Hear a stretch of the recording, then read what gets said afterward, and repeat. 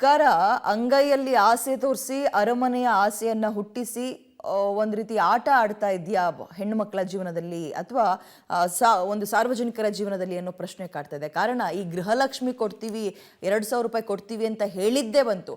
ಆ ಗೃಹಲಕ್ಷ್ಮಿಯ ಜೊತೆಗೆ ಉಳಿದಂತಹ ಪಿಂಚಣಿ ಹಣ ಆಗಿರ್ಬೋದು, ಮತ್ತೊಂದು ಮಗದೊಂದು ಎಲ್ಲ ಹಣಕ್ಕೂ ಕೂಡ ಬ್ರೇಕ್ ಹಾಕ್ತಾ ಇದೆಯಾ? ಯಾಕೆ ಈ ರೀತಿಯ ಸಮಸ್ಯೆ ಕಾಡ್ತಾ ಇದೆ? ವಯಸ್ಸಾದವರೆಲ್ಲರೂ ಕೂಡ ತಮ್ಮ ಹಣ ಬರುತ್ತೆ ಅಂತ ಪಾಪ ಕ್ಯೂ ನಿಂತ್ಕೊಂಡು ಕಾಯ್ತಾ ಇದ್ದಾರೆ. ಈ ರೀತಿಯ ಸಮಸ್ಯೆ ಉಂಟಾಗೋಕೆ ಕಾರಣ ಏನು? ಸರ್ಕಾರದ ಬಳಿ ಹಣ ಇಲ್ವಾ?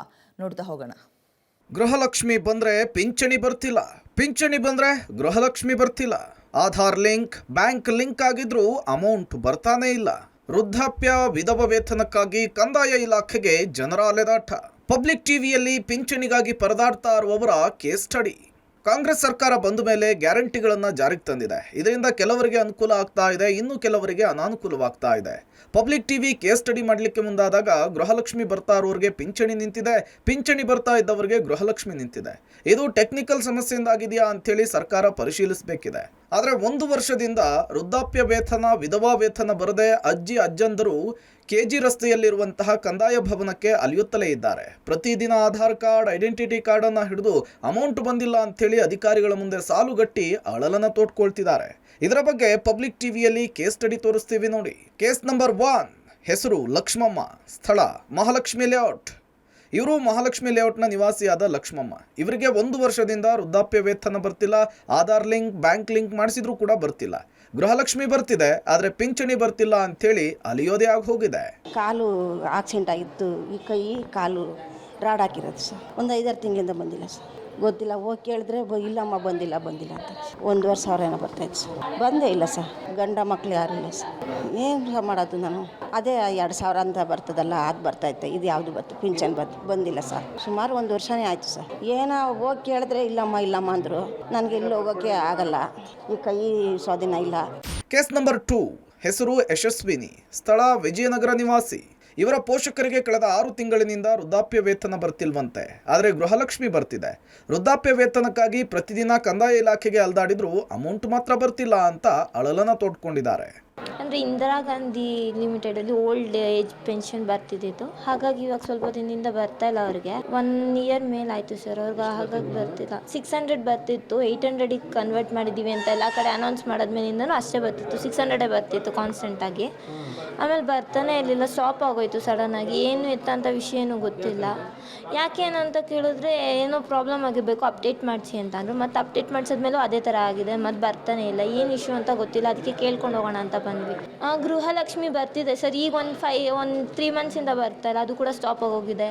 ಆಮೇಲೆ ರೇಷನ್ ಅಮೌಂಟು ಕೂಡ ಬರ್ತಾ ಇಲ್ಲ. ಫ್ರೀಕ್ವೆಂಟಾಗಿ ಯಾವ ಅಮೌಂಟು ಬರ್ತಾ ಇಲ್ಲ ನಮಗೆ. ಕೇಸ್ ನಂಬರ್ 3, ಹೆಸರು ವೆಂಕಟೇಶ್, ಸ್ಥಳ ವಿಜಯನಗರ ನಿವಾಸಿ.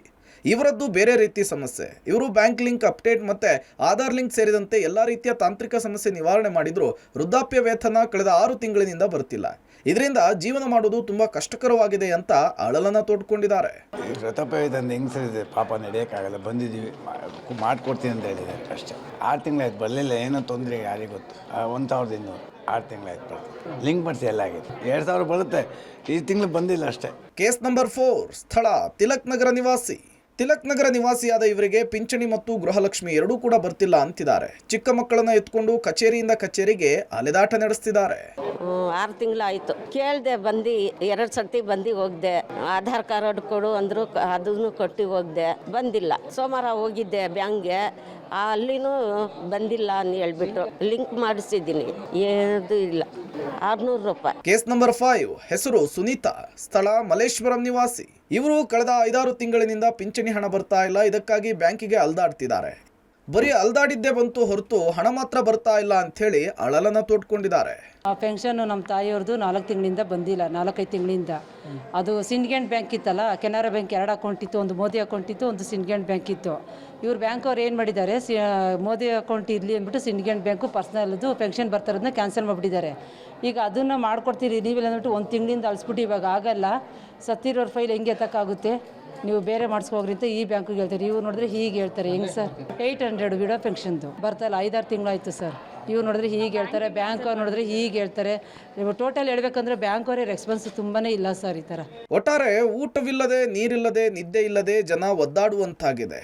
ಪ್ರತಿನಿತ್ಯವೂ ಕೂಡ ಕ್ಯೂ ನಿಲ್ಲುವಂತಹ ಪರಿಸ್ಥಿತಿ ಇದೆ. ಇನ್ನಾದರೂ ಕಂದಾಯ ಸಚಿವರು ಎಚ್ಚೆತ್ತುಕೊಂಡು ತಾಂತ್ರಿಕ ಸಮಸ್ಯೆಗಳಿದ್ರೆ ಸರಿಪಡಿಸಬೇಕಿದೆ. Lokesh, public TV, Bengaluru.